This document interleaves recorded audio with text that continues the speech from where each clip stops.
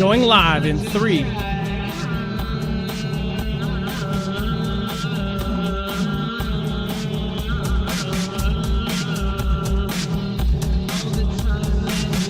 All right, what is going on, guys? It is Adam, aka Marf, and right after this, we're going to have an emergency show. This is going to, of course, talk about some of what is happening right now. We are, of course, going to show you this and get right into it. NATO ramps up air defenses as more drones buzz military bases and airports in wave of hybrid attacks. Now, if you're somebody that believes that maybe Europe or NATO is actually trying to get into a war, then you would look at these and say, well, okay, well, where's the proof of this? Because this is a big deal as far as all of the countries that have already done a Article 4 on Russia because of the actions with the drones and the planes. Now, Russia responds and says, hey, well, then prove it. Well, Russia could also jam radars so they wouldn't have any proof. Unless they have a handheld video of something at 35,000 feet, then we highly doubt that they can do that if that's the case, right? But at the same time, they have continually gone into NATO headquarters with these Article 4s, and they're pushing for a war with Russia. This is massive. There's a lot going on right now, including ships crossing the Atlantic, stratotankers crossing the Atlantic in the South China Sea. You've got a lot. So again, just to go over the details of this, more drones were spotted over multiple Danish military establishments. Again, this is Danish military establishments now. Pretty much the entire NATO front line is now saying that they've had some sort of incursion. Last night, multiple flights were diverted from an airport on a Spanish island after similar sightings this morning. So they are saying that not only that these drones are coming into NATO countries, but they're also claiming that these are coming into almost all of the NATO countries. If this is real, if this is legit, and these drones are, peeping these places out, then that's probably a sign that something more is about to happen. But that's just one of many. Again, there's a ton going on. This actually shows kind of a brief map of all of the different sightings and the different things going on with drones and different events in just the last couple weeks. In fact, the oldest date is, I believe, June 2nd, but all the way up, most of this in September.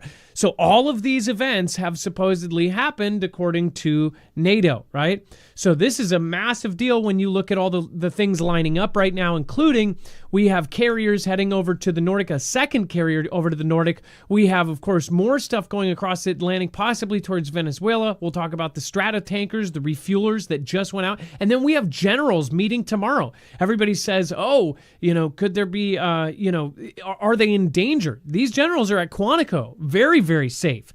And that makes me wonder, are those generals meeting tomorrow to be safe? Are they actually taking all of these generals, the leadership of our entire military, 1-star and above, brigadier general and above, are they actually putting them there to be safe because of a possible response to something we haven't seen tomorrow yet?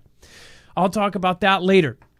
But before we move on, make sure to go check out EMP Shield. We have recommended this for years. A lot of the Fugel family has this. This is, again, a device that can not only protect you against an EMP strike, it can protect your cars, trucks, motorcycles, boats, generators, including solar, including the Energy and the Bug Out XP. And, of course, this can be wired into your home. They now have versions for Starlink, for modems, for everything.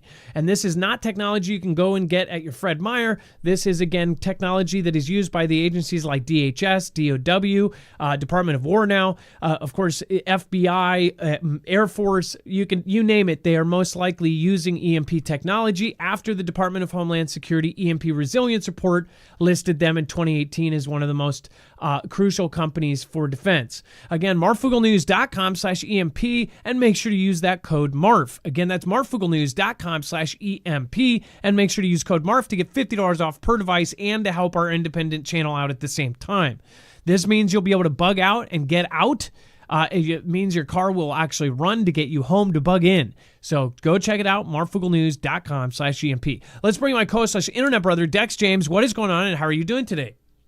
Well, hello, Adam, and hello, Fugel fam. I'm doing just fine. So let's talk about Putin's now fall conscription target. Okay, so this is the biggest target in 9 years. So Putin on Monday has ordered the conscription of 135,000 men by the end of this year, 2025. So again, the largest in 9 years. So during the autumn 2016 intake, he had 152,000. And 3 years since they began the full-scale invasion, it has drafted an average of 127. But this time it's asking for 135. So this is a rather large call up when you think about it, and it's obvious why. I mean, we know what's happening here. They're ramping up for war, and it's not just what they're doing in Ukraine. It says, beyond regular conscription, Russia has recruited hundreds of thousands of contract soldiers for its conflict in Ukraine, offering high salaries and large sign-up bonuses. Putin has ordered Russia's military to expand to 1.5 million active personnel by 2026, by 3 months from now. So this is also something where you saw the first couple years, they were using all of the junk, all of the old rifles. They were pulling people out of prisons. They were grabbing delivery boys and putting them on the front lines.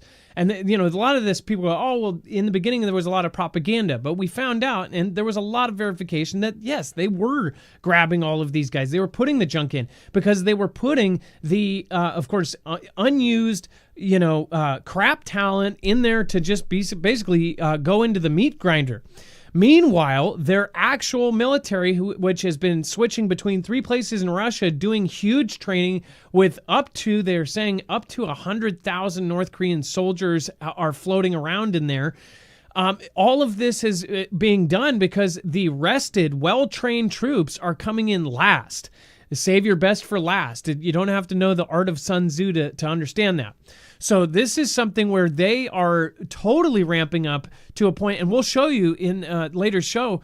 Again, U.S. is ramping up too. Pentagon is quadrupling production in missiles. All of a sudden, out of nowhere, right before our generals meet, I think it's a little odd. We're going to talk about that.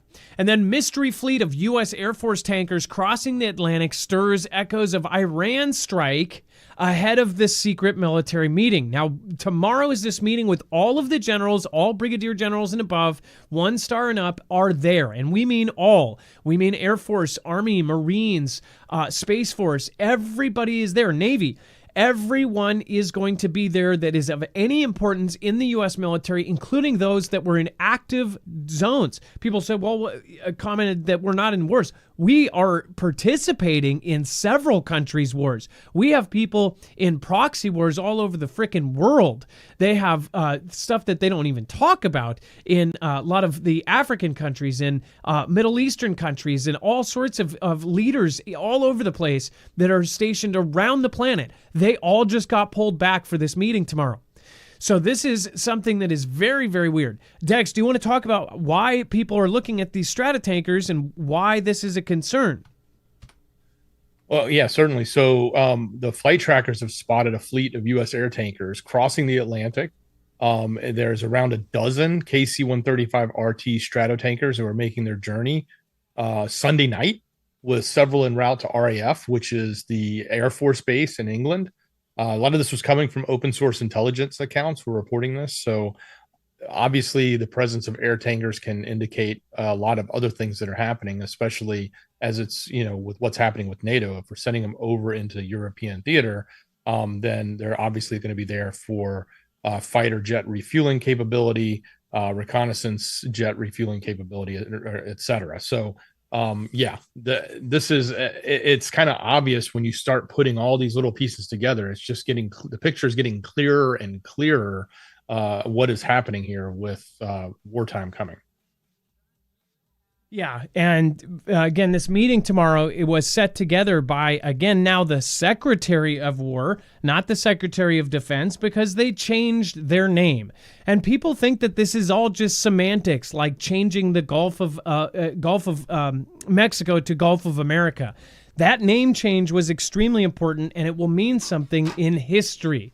So this is a giant, giant deal. We're going to talk about even more stuff. China decoupling, getting its soybeans from somebody else secretly. This is a huge deal. That might not sound like it, but it's one of the few things they depended on us for it. We'll talk about this and much more over on the next show about these leaks of the text messages. This is huge because anything that they said, oh, well, they depend on this and this and this from us. Well, guess what? Almost all of those things they have now addressed, and now they could potentially decouple. That means they could go to war with us without having a huge consequence. That's at least what some people think. We'll talk about that on our next show, which is an emergency show. There's so much there. Please join us over there in just a few minutes. If you want to get there, if you're finding it hard to go, just click here or click down below in the description. Be safe, be prepared, and Marf out.